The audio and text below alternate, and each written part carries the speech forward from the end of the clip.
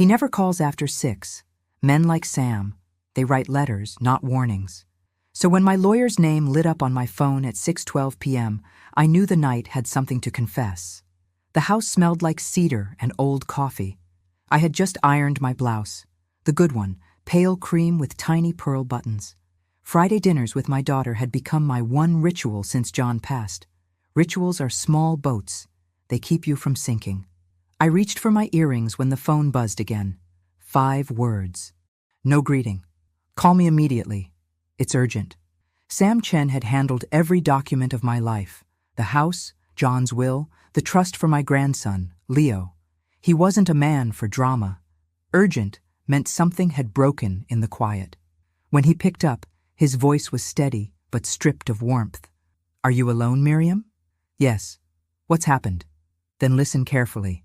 I sat down on the hallway bench, hands folded, the way I used to when my students were about to tell me a secret. He talked about account summaries, forged statements, withdrawals I hadn't made. Each word landed like a door closing. For 2 years, he said, someone has been draining your accounts, systematically, quietly. I didn't ask who. I already knew. There was only one person with access. Only one I had trusted with my signature when grief had made my eyes blurry and my hands obedient. It's Jessica, Sam said softly. She's been moving the funds, hiding them through another account. Jessica, my only child, the one who called me Mama in public but Miriam in bank offices to sound more professional. The girl who used to braid my hair before her piano recitals, now braiding lies. I felt the room tilt, not with anger, but with recognition.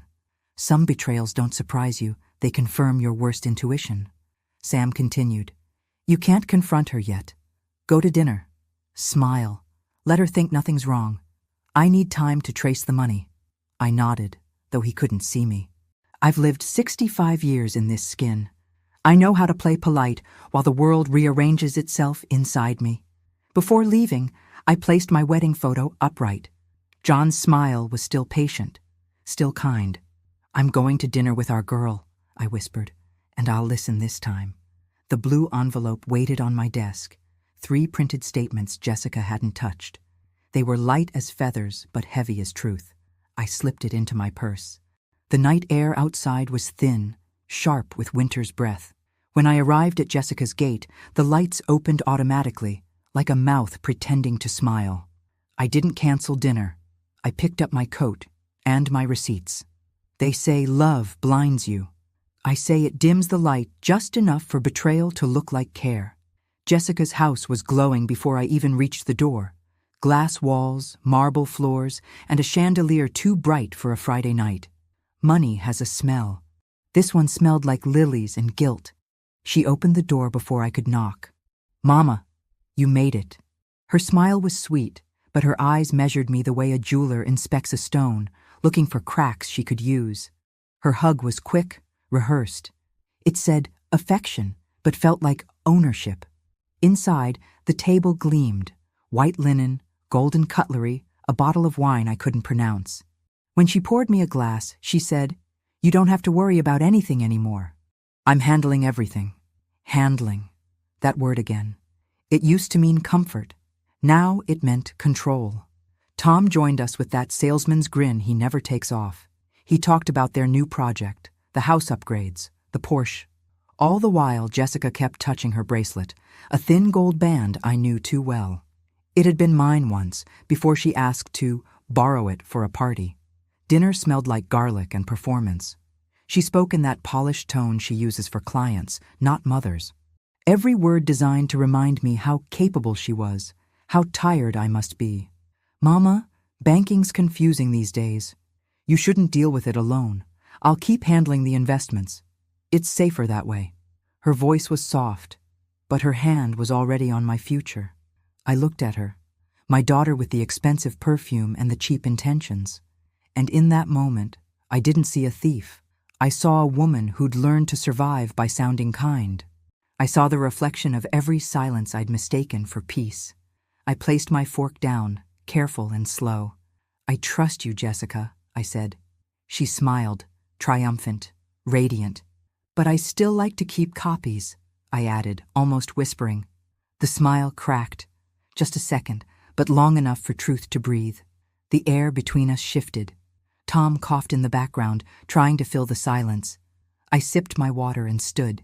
She offered to wrap dessert for me. I told her no. I'd rather keep things light tonight. At the door, she noticed the blue envelope in my purse. More bills, Mama? You know I can handle those. I smiled the kind of smile you learn after 60, the one that hides entire wars behind calm eyes. Oh no, baby, I said. Some things I prefer to handle myself. The wind was cold when I stepped outside, but it felt cleaner than the air inside her house.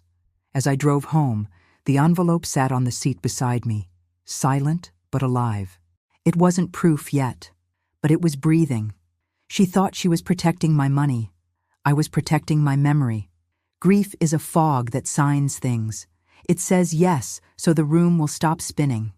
The memory doesn't arrive all at once. It comes in pieces. The antiseptic sting in the hallway, the hum of the fluorescent lights, John's breath catching and letting go like a door with a stubborn hinge. Hospice had moved him to the quiet wing, less beeping, more praying. Jessica was efficient that week. Let me carry the heavy, she kept saying. She brought tea I didn't drink and forms I didn't understand. I remember the teabag tag tapping the cup like a metronome. I remember the forms tapping my name like the same. A social worker, kind eyes, tired smile, mentioned paperwork. Just so bills don't pile up, Mrs. Carter. My head nodded before my mouth did. It felt practical. Practical is the word widows use to keep from drowning. Jessica arrived the next afternoon in a camel coat, a pen with a gold clip, and a folder that matched the coat. Only signatures, Mama. Temporary convenience. Temporary.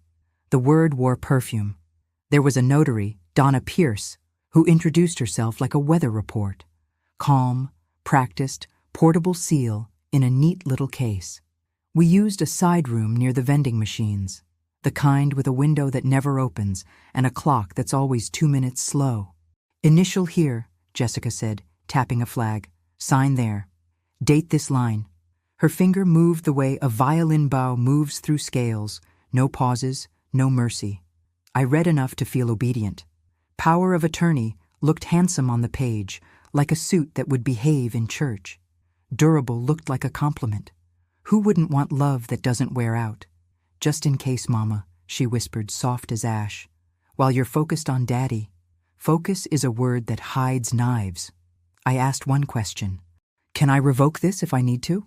Of course, she said quickly, too quickly. Donna, the notary, nodded with the neutrality of a nurse taking temperature. Neutrality is a blanket that never warms. I signed where the flags told me to. My hand shook, not from doubt, but from the cold. Hospitals are designed to keep bodies from blooming. The pen was a blue gel, smooth on my name. I remember because my hands prefer pens that glide. The soul remembers the tools that coax it. The day after the funeral, Jessica took me to the bank. Let's spare you lines and screens, Mama. I'll link things, set up alerts, protect you from the digital mess. Protect is a beautiful verb when you're tired. It sounds like rest. Months later, after the dinners, the bracelets borrowed forever, the don't worry, I'll handle it. The blue envelope found me. I hadn't been looking. The drawer coughed it up like something the house wanted me to see. Inside were 3 early statements. Unfiltered, unbeautiful. Numbers that didn't know they'd soon be edited. I set them beside the photocopy of the power of attorney. I don't know why I kept that copy. Maybe teachers keep everything. Maybe mothers keep what daughters want. At first glance, the signature was mine. My M, like a wave. The Ryam, settling calmly to shore. But the date. The date was wrong. The notarization read 8:43 p.m. Visiting hours ended at 8. Donna's stamp was clear as a gavel. And the pen. My signature appeared in black on the copy. Hospitals keep black pens. But I remembered the glide of blue gel, the tiny smear on my ring finger where the curve of the R always catches and kisses the skin. 2 truths stood side by side and did not match. Truths don't argue, they wait. I picked up the phone and hovered over Sam's number. Outside, a neighbor's dog barked like it knew a thing or two about territory. The signature looked like mine, until I touched the date. Objects remember what people edit. Paper forgets nothing if you let it breathe. Saturday morning, the house was quiet enough to hear the neighbor's wind chime counting the breeze. I made coffee the way John liked it. 2 spoons, no sermon, and set the blue envelope on the kitchen table like a guest. If grief is a fog that signs things, then truth is a window that refuses curtains. I opened my late husband's desk, the small maple one he kept for boring treasures, pens that no longer wrote, a Metro card from a city we never moved to. Tucked under an old manual for our first washing machine was a brass key on a faded ribbon. Bank logo stamped shallow, almost shy. The tag read, in John's handwriting, L.C., Leo Carter. Our grandson's initials. The coffee cooled a degree. I held the key and felt a kind of recognition that didn't come from memory, but from rhythm. John had a way of labeling things like they were promises. L.C. meant a promise meant to be kept. I called Sam. Safety deposit, he said, not asking, only arriving. Do you have the box number? Only the key and L.C. He exhaled the way men do when a plan taps their shoulder. Banks open till noon. I'll meet you there. The vault room hummed with the discipline of other people's secrets. The clerk didn't blink at 2 seniors with a key and a look. She'd seen this movie before. When the box slid onto the table, my hands did what hands do around grief. They hesitated and then obeyed. Inside, a crisp life insurance policy in John's meticulous folder dated 3 years before he died. Primary beneficiary, the Leo Carter Educational Trust. My mouth stayed closed, but my pulse stood up. Below it, clipped neatly, a letter John had written in his tidy print. Miriam, if I go first, promise me. Leo gets the chance we fought for. Don't let anyone optimize what we intended. He'd underlined optimize like it was the devil's alias. Sam read over my shoulder, one finger following. Teacher, slow. This predates any amendments. Jessica said there was a beneficiary change near the end, I said, the words refusing to find volume. Sam's jaw did the arithmetic my heart already knew. We'll get a certified copy from the insurer. Chain of custody matters. Keep this folder clean, no extra staples, no protective plastic that smudges ink. Evidence hates enthusiasm. We signed the bank's little log that pretends to be history. On the sidewalk, winter had crept an extra block south. I tucked the folder into my purse beside the blue envelope. Together, they felt like coordinates. Proof isn't a hurricane. It's a pressure system. You feel it gathering. At home, I made space on the dining table, the way you do when you expect company. Blue envelope, LC folder, my notepad, a pen that glides. I wrote a list the way a woman writes her way out of drowning. 1. Request official statements, original sources. 2. Confirm insurance beneficiaries, pre and post. 3. Pull a copy of the power of attorney with notarization log. 4. Ask Sam about a forensic accountant. 5. Stay ordinary around Jessica. I set the pen down. The house seemed to lean closer, as if even the frames wanted to hear the plan. The phone buzzed. Jessica. I let it ring twice. Mama, she said, too sweet. I was thinking. It's time we talk about your house. Theft is loud when it bites, quiet when it chews. Mine had been chewing for 2 years. I met Sam at his office. Dark wood, neat files, a clock that told the truth even when people didn't. He had already requested the real bank statements directly from the institutions. No PDFs, no courtesies, originals, or nothing. He slid a preliminary printout across the desk. Dates, amounts, arrows that made a map of vanishing. Structured withdrawals, he said. Round numbers that pretend to be boring. Then transfers to a holding company, Elysian Designs, LLC. Jessica's design firm is called Elysian, I said, my voice doing that calm thing it learned in classrooms. Sam nodded. This LLC is separate, different tax ID, but the timing kisses her invoices. He tapped a final column. Here's the part that worries me. The pace accelerates after John's funeral, and the last quarter shows pressure, smaller withdrawals, closer together. That's the profile of someone running out of other people's money. I looked out the window. A woman shepherded a toddler past the crosswalk, palms open like a prayer you can hold. What's our risk, Sam? 2. He held up fingers like verdicts. Financial. She can move the last of the cash if she smells smoke. Social legal. If she senses you're steadying, she may petition for conservatorship. Claim declining capacity. Try to lock the house before you can sell or restructure. How long? She could file tomorrow. Courts move slow, but reputations don't. We assume a 30-day clock. That means you live publicly unchanged. You ask her for help with small things. You let her feel central. Arrogance is an evidence machine.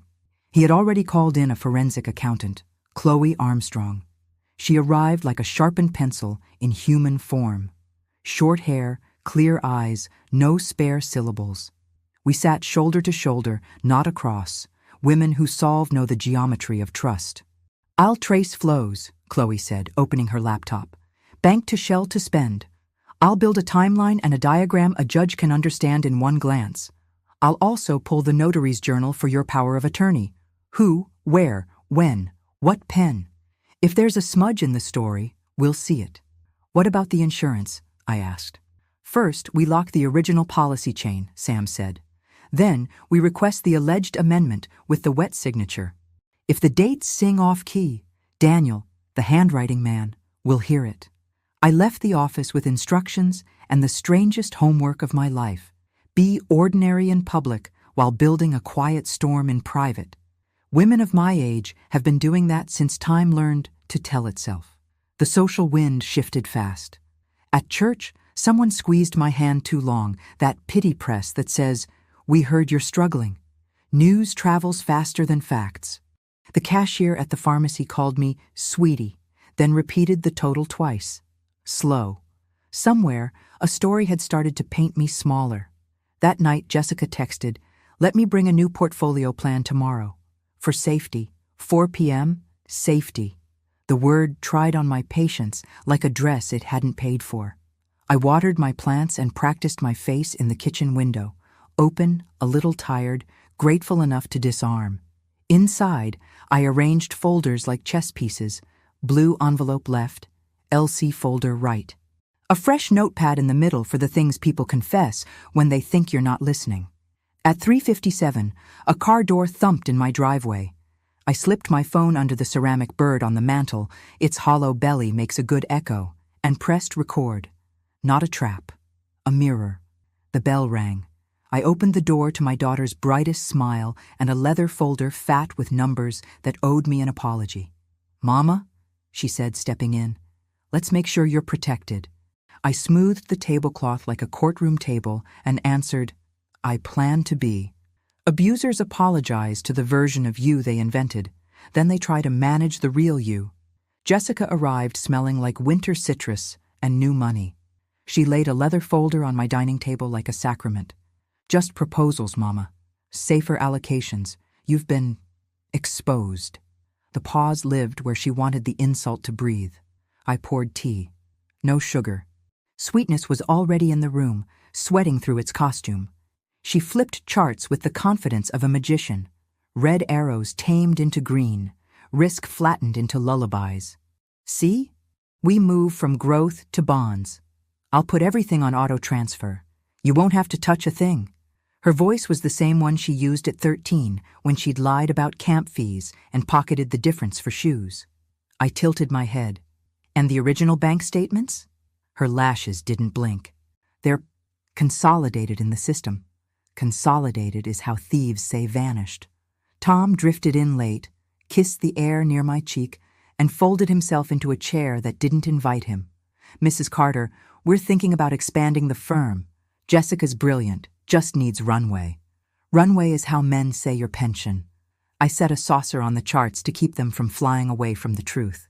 "Before any runway," I said gently, "I want to review my insurance records." Jessica's fingers froze for one frame of film. Then the show resumed. "Mama, the policy was adjusted near the end. Dad wanted things simpler." "John never said simpler when he meant different," I answered. "He wrote. He underlined." Tom cleared his throat. "There's no need to dig into the past. We're here now." I smiled. The past is the only place that remembers what happened. The kettle clicked. My cue. I walked to the kitchen, careful to clatter just enough. From the doorway, I watched the surface of their faces loosen. Tom's whisper slipped first. "She's stalling. The Mexico project needs cash by month's end. The investors are on our necks." Jessica's voice sharpened.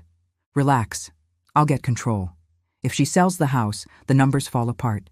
She'll do what I tell her. She always does. Always is a dangerous religion." I returned with the tea, my face ironed into gratitude. "Thank you for caring," I told the room, and meant it the way surgeons mean, "This will sting." We reviewed page after page until the conversation wobbled from finance to favor. "You keep misplacing your wallet, Mama," Jessica said, feigning worry. "Let me hold onto your spare keys for emergencies." I laughed soft, the only blade I needed. "Oh, baby, I don't lose keys. I lose patience." Her smile tightened like a shoe a size too small. She shifted tactics. "What about Leo? Think of his stability. If you start changing things, courts can view that as confusion." There it was, the hint of a conservatorship, the soft knock before breaking down a door. I closed the folder, set my palm on top of it the way a judge rests a hand near the gavel. "I'm tired," I said.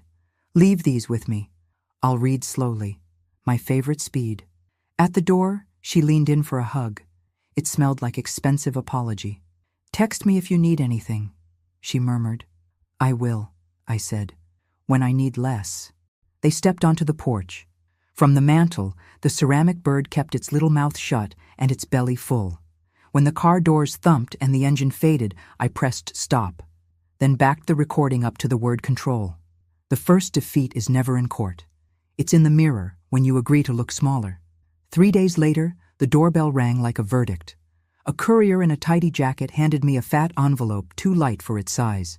Paper can weigh a life if you let it. Petition for conservatorship. Petitioner, Jessica Carter King. Respondent, Miriam Carter. Allegations, recent cognitive decline, erratic decisions, impulsive plan to liquidate primary residence. I read it twice, once with my eyes, once with my bones. Inside were 2 sworn statements from family friends I'd never met, reporting that I seemed confused at a charity event, that I asked the same question 3 times in a row. A doctor's note followed. Dr. Alan Miller. Not my physician, not my anything. Informal conversation suggests impaired executive function. Informal is where fictions squat. I set the papers down and washed my hands. It's something I do when a lie tries to cling. The water ran clear. My face in the mirror did not look confused. It looked tired of being misnamed. I called Sam. He answered on the first ring. "It's here," I said. "Good," he replied. "Now we get daylight." He outlined the next moves with the calm of a man counting stones across a river he's crossed before. File our response. Move for an independent evaluation by Dr. Evelyn Reed. Subpoena bank records and the notary journal for my power of attorney. Preserve the audio. Ask Chloe to accelerate the flow map. After we hung up, I stood at the window while the street lived its small lives. A boy on a scooter, a mail carrier laughing at a dog who hated his own bark. My name was on court paper like a broken lock, but the world kept moving as if dignity were renewable. Then came the quiet consequences. Neighbors who suddenly talked to me like I needed larger fonts, a church lady who offered to balance my checkbook, my pharmacist who repeated the total and watched my face as if numbers were cliffs I might walk off. Jessica texted, "Mama, please don't be upset. This is for your safety. Let me help you. Safety again." A word that covers hands when they reach where they don't belong. That night, I opened John's folder labeled LC and read his letter out loud like liturgy. Don't let anyone optimize what we intended. I could almost hear his pen underline. I slept badly, like the house had grown ears. At 3 a.m., the dark admitted its debts. I was scared. Not of losing money. Money has always been a guest, never a god. But of losing my name in public.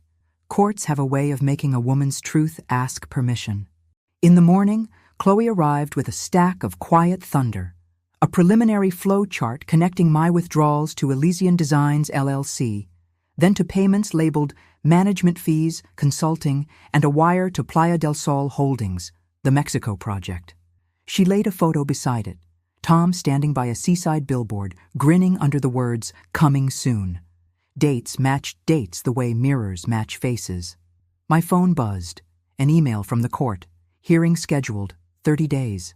Time put its hand on my shoulder. I put mine on the folder and felt the pulse of all the women who taught me to breathe on the offbeat. I dressed in my good navy, the jacket with pockets deep enough to hold confidence and a recorder. Then I did something that felt like treason and freedom at once. I texted Jessica. "Let's have Sunday dinner at my place. 6 p.m. I'll make lemon tart." If they were going to put my mind on trial, I would make sure it walked in carrying receipts. Sometimes the door you need isn't kindness. It's a ledger that was kept properly. By Monday, Chloe had a rhythm I trusted. Arrive on time, speak in verbs, leave with more than she came for. She'd requested the notary journal for my power of attorney and the hospital visitor logs for the night it was signed. Evidence has a way of humbling memory. It asks for timestamps, not tears. We started at my dining table, the good one John saved up for. Chloe spread her folders the way surgeons spread instruments, each one with a purpose, none there for decoration. "First pass," she said, tapping a page. Donna Pierce's notary journal. The neat grid listed date, time, location, type of document, signers, and ID used.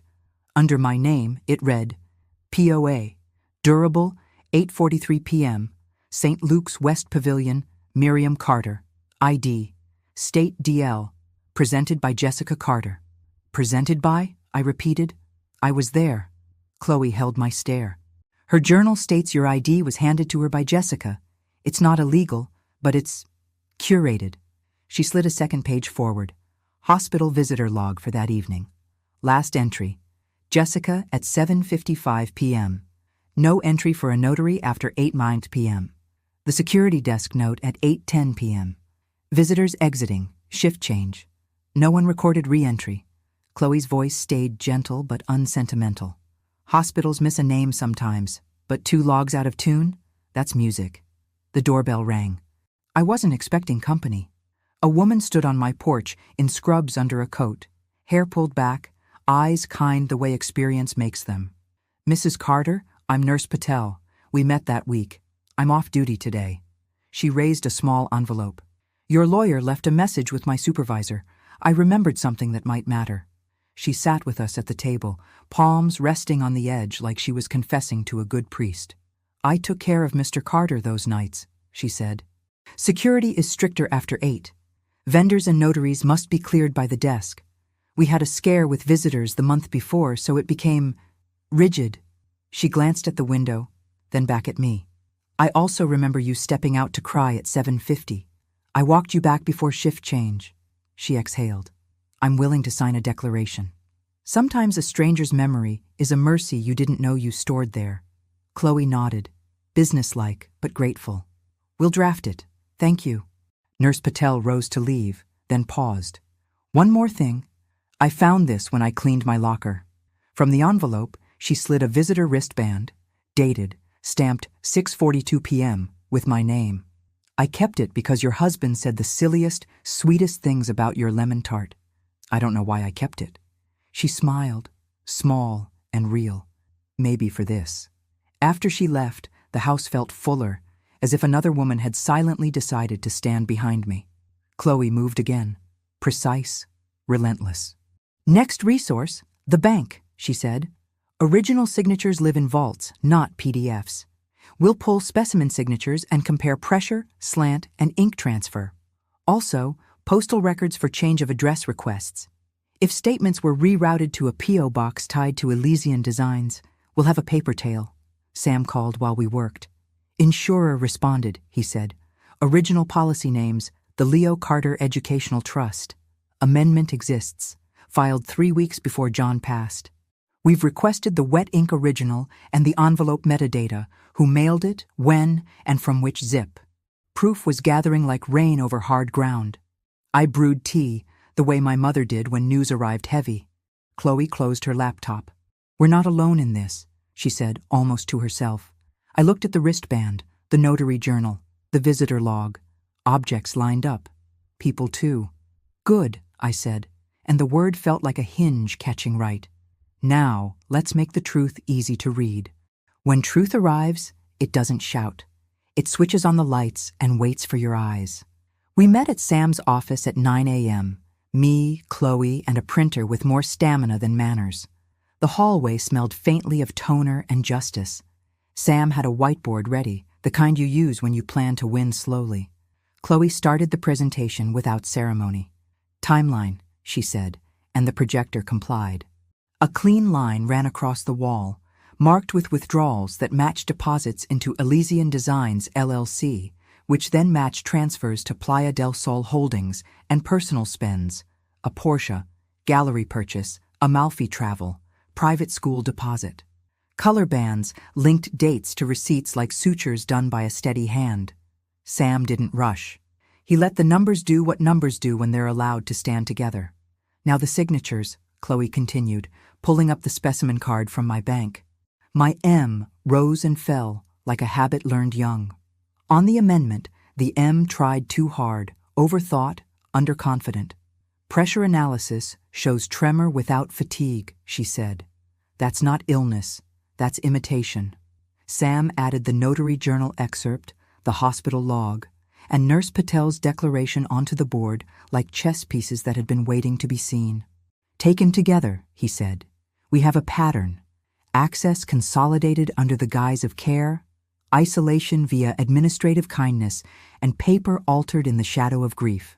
He turned to me. "Miriam, are you ready for the next step?" I folded my hands. "Does it require shouting?" He almost smiled. "No, it requires timing." The plan was simple in theory, surgical in practice. 1. File our response attaching the evidence we had, enough to force disclosure, not enough to show every card. 2. Serve preservation letters to banks, the insurer, the hospital, and the notary. No one gets to lose anything now. 3. Quietly inform Jessica through conversation that I'm considering downsizing. Not a threat, an option. 4. Let her react. Arrogance is kinetic. It moves. "Won't that provoke her?" I asked. "That's the point," Sam said. "Control needs friction to reveal its shape." Chloe closed her laptop. "Also, we need a clean recording, no accidents this time. If she states intent to restrict your decisions or references the Mexico project's need for cash, that's motive on tape." I thought of my ceramic bird, faithful as ever. "I have a house full of witnesses," I said. "They just don't blink." Before I left, Sam added one more item. "We'll retain Dr. Evelyn Reed for the competency evaluation, court appointed. You'll be yourself. That will be enough." I stepped into the hallway feeling taller in a way tape measures can't capture. Outside, the city was doing its morning, coffee lines, bus breaks, people with places to be. I had a place to be too. On the drive home, I called Arthur, an old friend whose gossip runs on solar power. "Lunch?" I asked. "At Della's?" "Always," he said. We sat at our usual booth, the one near the window where the light forgives us. I let the conversation warm up. Weather, hips, the lady from choir who pretends she can't see. Then I placed my napkin down the way you place a stone on the right grave. "Arthur, I'm thinking about selling the house," I said, weary and practical. "Too many stairs. Maybe Arizona. I hear the lemons grow as if they remember God." Arthur's mouth made a little O. He promised, of course, to keep it between us. I kissed his cheek and left before the promise got lonely. At home, I set the kettle. The ceramic bird blinked its permanent blink. My phone buzzed, right on schedule. "Jessica?" "Mama, Arthur just called me." "Are you selling the house? Please tell me that's not true." I let the phone rest in my palm until the buzzing stopped. Then I texted back, soft as a hinge. "Just considering options, baby. Justice loves a quiet room. Give it a chair, a clock, and someone who thinks you're still asleep." By morning, the neighborhood had eaten the rumor I fed it and asked for seconds. 3 texts from choir ladies, 2 from neighbors who suddenly cared about stairs. Jessica's came last, like a queen arriving late to her own parade. "We need to talk. House decisions require planning." Don't sign anything. I'll be there at 5. Perfect. I preferred daylight for surgery. I set the stage the way old teachers set a test. Pencils sharpened, desks straight, witnesses alert. On my mantel, the ceramic bird hid a fresh recorder. In the living room, I placed a shallow dish of lemon slices. John always said lemon scent made liars nervous. I laid 3 things on the coffee table where a careless eye could almost miss them. The blue envelope, face down. The LC folder, clipped shut. A real estate brochure for a retirement community in Scottsdale, folded to the page with the pool. At 4:58, a car door thumped. I opened the door before Jessica could ring. She hates when she doesn't control beginnings. "Mama," she said, rehearsed concern wrapped in perfume. "This moving idea. It's impulsive. Arizona? Alone?" "I hear the lemons behave there," I answered, returning to my chair. "And I'm fond of behaved lemons." She sat, eyes sweeping the room for something to rearrange. Her gaze snagged a second on the brochure, skipped the folders, and landed back on me with practiced tenderness. "We need to think long-term, Mama," she said. "Selling the house now would be fiscally irresponsible. The market's soft. Also, the emotional toll. Think of Leo. He needs you stable. Stable is what people call you when they want you to sit very still while they pick your pockets." I nodded. "Stability is holy. That's why I've booked an appraisal. Due diligence." She blinked too slowly. "Cancel it. Please. Baby, I promise not to sign anything until we've talked." She exhaled, relief thin as tissue. "Good. Let me handle the paperwork. I'll call the bank, tell them to flag your accounts for anomalies. People target seniors." I kept my face soft. "That's kind." She leaned forward, lowered her voice. "Also, I spoke to a doctor who can help us document your stress so no one takes advantage if you make a rash choice." Doctor, document, rash. The words lined up like soldiers, hoping not to be noticed. "Which doctor?" I asked, pouring tea. "Dr. Alan Miller," she said, careless with confidence. "He understands family." "Well," I said, setting her cup exactly where a microphone likes consonants. "Family understands me too." I reached for the real estate brochure, not the folders. "You know, my back has opinions about these stairs. If I sold, I'd take the piano to Arizona. The one Dad tuned every spring." Her jaw twitched. "The Steinway stays here." "Does it?" I said gently. What a strange thought. Something brittle flashed across her eyes. She recovered, smiled. "I only mean, it belongs with the family." "Which family?" I asked, and stirred the tea that didn't need stirring. Tom texted her. The screen lit up, a preview she forgot to hide. "Investors. Need confirmation of infusion this month." She palmed the phone like a coin trick. "Work," she said. I let silence fold itself into the room. Silence is loyal. It holds shape until truth needs a mold. After more future tense promises and present tense boundaries, she stood to leave. "I'll coordinate everything," she said. "Please don't do anything independent." I walked her to the door, lemon in the air, recorder warm in its ceramic belly. When the latch clicked, I pressed stop. The room smelled like citrus and intent. A good confrontation doesn't raise its voice. It places a mirror on the table and waits. I chose neutral ground. A small cafe 3 blocks from the courthouse, where coffee forgives and the tables wobble just enough to keep you humble. I invited Jessica alone. No Tom. He turns apologies into committees. She arrived in a blazer the color of a storm that never rains. "Mama, I only have 30 minutes, she said, sitting before I could offer. "Bless your calendar," I said, and folded my napkin until it looked like patience. I set 2 items on the table, a photocopy of the power of attorney and the hospital visitor log Chloe had obtained. Not the original documents, never all the cards, just enough to ask a yes or no question. "I'm confused," I began, giving her the gift of her favorite accusation reframed. "The notary journal says the signing was 8:43 p.m. The hospital log shows no visitors after 8. Help me understand how both can be true." She didn't flinch. Years of practice. "Clerical errors happen, Mama. You were upset. That night is a blur for everyone." "Not for Nurse Patel," I said softly. She remembers me stepping out at 7:50. She walked me back. She's willing to sign a statement. The name landed like a glass set slightly too hard. Still no crack. She shifted tactics. This obsession with paperwork isn't healthy. You need rest. When people are grieving, they misremember. I agree, I said. That's why I checked my pen. I favor blue gel. The copy shows black. Her mouth pressed into a schoolteacher line. Funny, coming from me. Please stop, she said. You're making this adversarial. I'm protecting you. Protecting. The word tried the door again. I leaned in, voice kind, eyes steady. Jessica, I have always wanted two things for you, a clean conscience and a kitchen that doesn't flood. I gave you the second. I can't buy the first. She exhaled sharply. What do you want? Truth, I said, and a plan that doesn't empty my accounts or chain my name to conservatorship papers.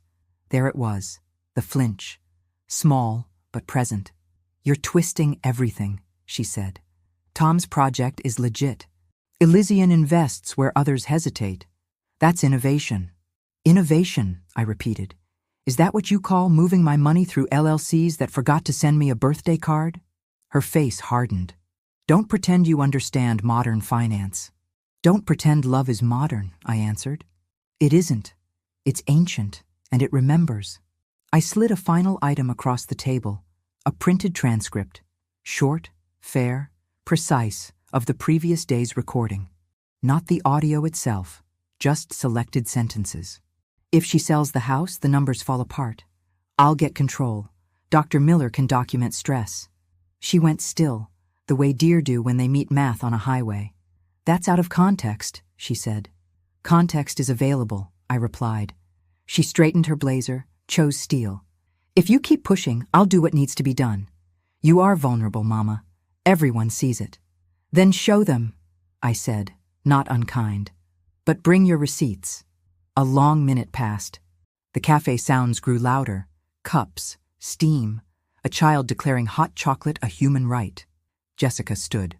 I'm filing the petition, she said, as if I hadn't already received it. For your own good. I nodded. Then I'll see you there. When she left, the table wobbled again. I steadied it with my palm and paid in cash. Old habit. Outside, a bus sighed like a tired god. I called Sam. It's done, I said. She double-downed? He asked. She announced the weather, I answered. He chuckled without joy. Good, we proceed. I tucked the transcript back into my purse beside the blue envelope and the LC folder. 3 quiet witnesses riding home with me like choir. That evening, I baked a lemon tart. Tomorrow, the court would meet my voice. Some rooms demand a different kind of courage. Courtrooms ask you to breathe on the record. The courtroom smelled like old wood and someone else's coffee. I wore my navy jacket and my wedding earrings, small pearls that don't apologize. Sam sat beside me, posture like a rule. Across the aisle, Jessica leaned into a storm-colored blazer, face arranged for sympathy. Tom was a shadow in a suit that wanted a different man. The judge, eyes like a teacher who has seen every trick twice, called us to order. Jessica's attorney went first, voice smooth as a sales floor.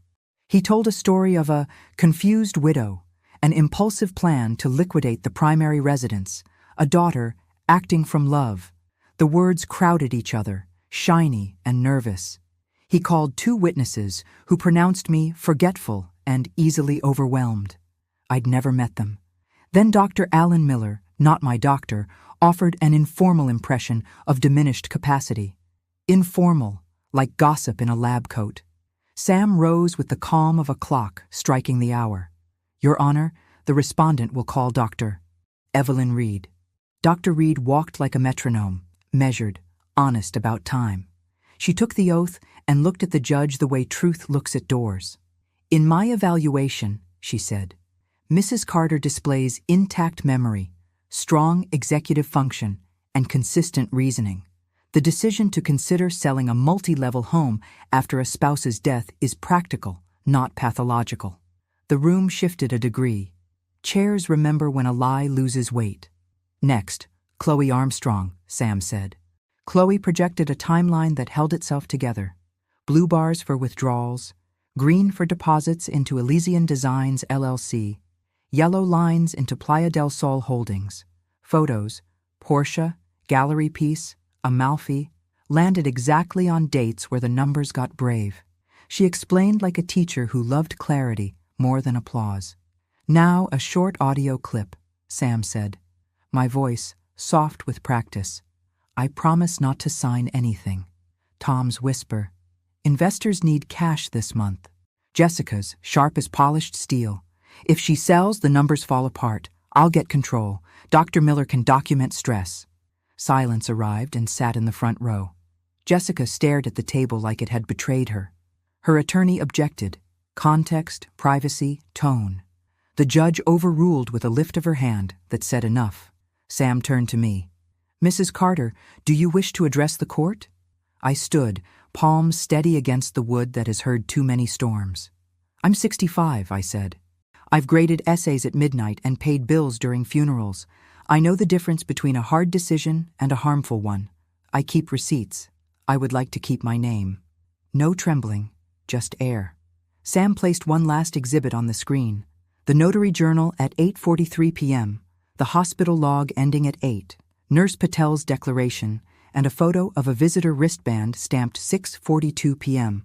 My name, my time. Your Honor, he said, this pattern is not care, it is control with stationery. The judge leaned back, hands folded like a verdict that hasn't chosen its shoes. I will take this under advisement, she said. We reconvene tomorrow at 10. We stood when told. My knees didn't argue. As we reached the aisle, Jessica's voice found me, small, brittle. You did this to me. I turned, gentle as a closing book. No, baby, you did this in front of people. Outside, the wind lifted the edges of my jacket. Tomorrow had already put its hand on the handle. Consequence isn't thunder. It's paperwork that doesn't blink.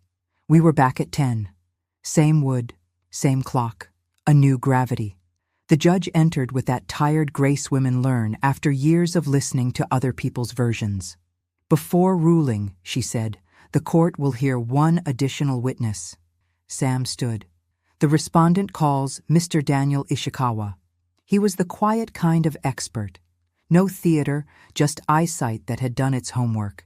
The screen lit with two signatures, my specimen card and the beneficiary amendment filed 3 weeks before John died. Compare the entry strokes, he said, pen tapping the air. Mrs. Carter's genuine M is fluid, one motion. On the amendment, the M is constructed, hesitations at each peak. Pressure analysis shows tremor without fatigue. Classic simulation. And the ink? Sam asked. Different composition from the institution's standard pens used on proximate dates. In my opinion, the amendment signature is not written by Mrs. Carter. The air thinned. Truth will do that. Make breathing cost attention. Sam placed the original policy on the projector. Primary beneficiary, the Leo Carter Educational Trust. Then the alleged amendment, stripped now of costume, naming Jessica Carter King alone. Where is the trust? The judge asked. Chloe stepped forward. No such entity is registered, she said. It was planned, not executed. The original policy directed proceeds to create it. Sam added the final tiles. Insurers mail metadata showing the amendment envelope originated from a zip assigned to Jessica's office, postal timestamp that did not match the date on the form, and bank records confirming a 7-figure deposit into Jessica's personal account 8 days after John's funeral. Chairs stopped creaking. Even wood has reverence. Jessica's attorney objected again, then started sinking inside the word. Tom stared at nothing like he'd finally met it. Sam's cadence didn't rise. It deepened. Your Honor, petitioner seeks to declare her mother incompetent while benefiting from forged paperwork, misappropriated funds, and a plan to obtain full control of her mother's remaining assets, including the home, to prop a failing investment. We are not in the realm of care. We are in the realm of conversion and fraud. The judge didn't look at him. She looked at me. Mrs. Carter, is there anything you wish to add? Yes, I said. I want my grandson to have what his grandfather intended. Opportunity without apology. And I want my peace back. It's not expensive, but it's mine. She nodded once, wrote something that sounded like a door closing, and lifted her eyes. Petition for conservatorship is denied. Court finds no credible evidence of cognitive impairment. Further, the court orders an immediate freeze on assets controlled by Jessica Carter King and Thomas King within this jurisdiction. The matter of suspected forgery, elder financial abuse, and money laundering is referred to the district attorney. Additionally, the insurer is ordered to interplead disputed proceeds pending resolution. The gavel didn't shout. It landed. A sound came from Jessica that wasn't quite a sob and wasn't language either. Tom reached for her hand. She didn't notice. Her face had the look of a map that forgot where north went. Sam touched my wrist. Light, present. Chloe closed her folder, neat even in victory. I breathed. Breathing can be a wealth. As we stood to leave, the judge added, softer, human. Mrs. Carter, take care of yourself. I met her eyes. I've started. In the corridor, reporters hovered, small-town hungry. But Sam steered us past with the grace of a good umbrella. At the elevator, I saw Leo with his aunt from John's side, the boy taller now, eyes his grandfather's. He didn't speak. He only nodded once, a new language between us. Outside, the sky looked washed. The kind of blue you get after rain has done the dishes. That afternoon, I called the bank and the locksmith. Mercy is a key. So is a key. After a storm, the house learns your true name again. You say home, and it answers. The locksmith came at 4.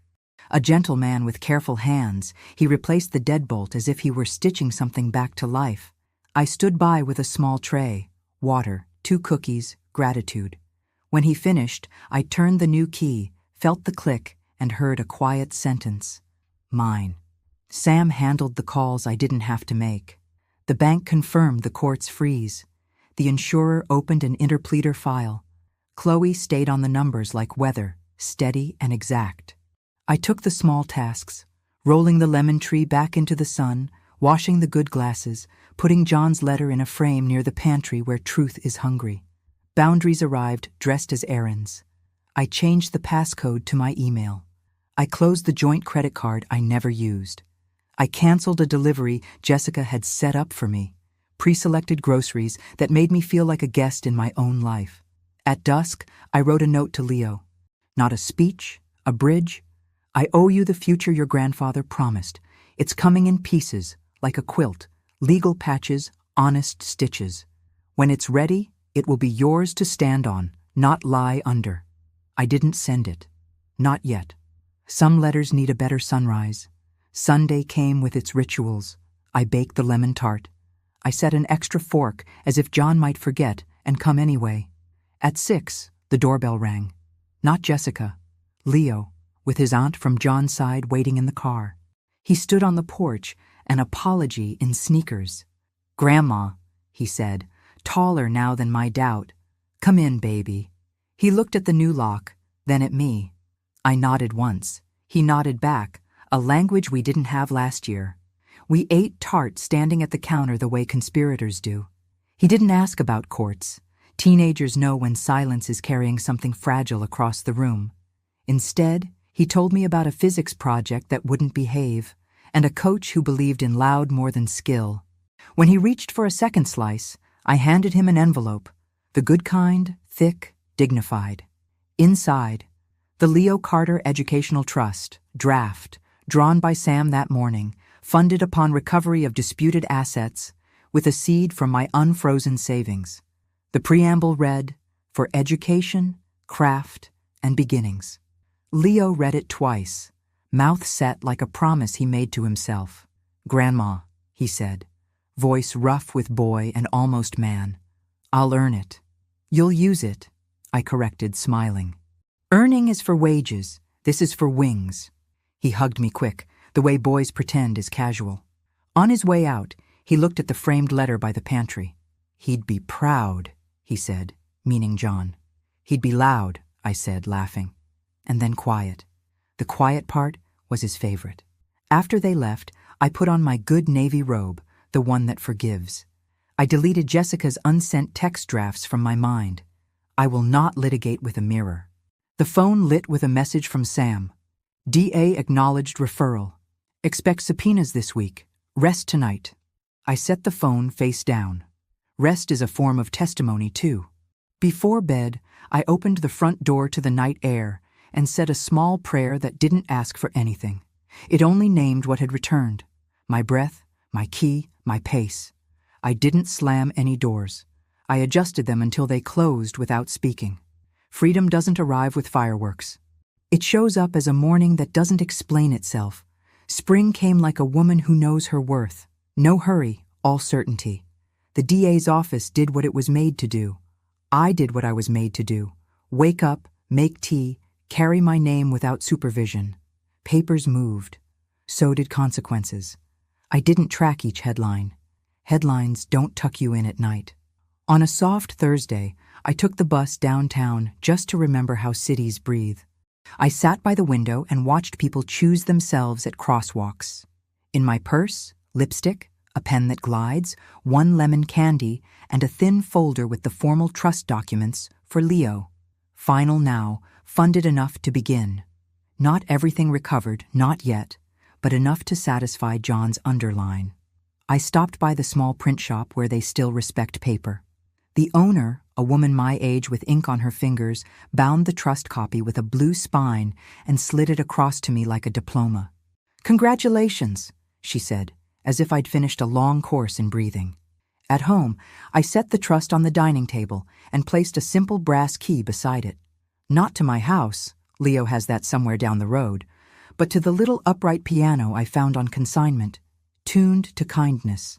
The Steinway can sit where it sits for now. This one is for a boy who needs to touch sound when words feel crowded. I called Leo. "Come by after school," I said. "Bring hands." He arrived with a backpack that had been through things and a face learning to. I showed him the piano, the trust, and the small, sturdy stool that doesn't wobble. He didn't say much. He made a chord and smiled like the world had finally given him something without asking for change. We sat side by side. "Your mother and I began, then let the sentence dissolve. He nodded. Children know when a sentence has already happened. "I'm not asking you to pick a side," I said. "I'm asking you to pick a standard. For yourself. For your name." He pressed another chord, clean, unafraid. "I can do that," he said. "I know," I answered. "I wrote it down in case you forget." He left with the trust copy folded carefully, the way boys carry maps they plan to use. After the door closed, the house listened. It had missed the echo of a plan. I took the blue envelope out for the last time. The papers were worn at the edges from all the times I didn't wave them like flags. I slid them into a larger folder marked Archive and filed it on the top shelf. Not in anger. In order. On the porch, the evening made that sound light makes on old wood. I watered the lemon tree. I touched the new lock. I said my favorite sentence out loud, to no one and to everyone. I don't scream anymore. I document. Then I added a second line for good measure. My peace is louder than their excuses. Inside, the ceramic bird looked at me the way it always has. Blank, loyal, available. I set it back on the mantel, emptied now of secrets, useful again as decoration. Not everything has to work for a living. Before sleep, I wrote a short note for the women who will never read it, but might need it anyway. If they call you confused, bring your calendar. If they call you impulsive, bring your ledger. If they call it care, ask for signatures. Don't raise your voice. Raise your standard. Keep the file. Keep the key. Keep yourself. If stories like this help you breathe, tap like and subscribe. If you've ever chosen silence over shouting, type receipts. Tell me where you're listening from. I read every comment. If this story gave you strength, help us by sharing, liking, and hitting the notification bell. We'd love to hear in the comments which part of the story you liked most. See you tomorrow.